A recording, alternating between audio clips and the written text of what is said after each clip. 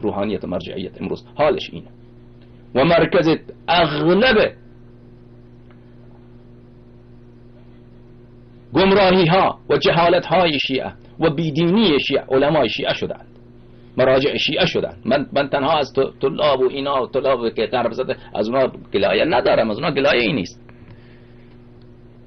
علمای شیعه، علمای سنتی که خودشان را سنتی میدارن در این مسئله خیلی مسئولیت دارن، خیلی زیاد مسئولیت دارن. اون قدر که این آقایون مصلحت بیت خود، مصلحت مرجعیت خود را می اندیشن، 100 آیا به فکر ولایت امیرالمؤمنین علیه الصلاة و السلام و ولایت ائمه اطهار علیهم الصلاة و السلام هستن؟ کلا و ابدا نیستن، کلا و ابدا نیستن. همه فکر و ذکر اینها مرجعیت خودشان، مصلحت بیت خودشان، که این چطور مقلدین بیشتر میشه، چطور وکلای ما بیشتر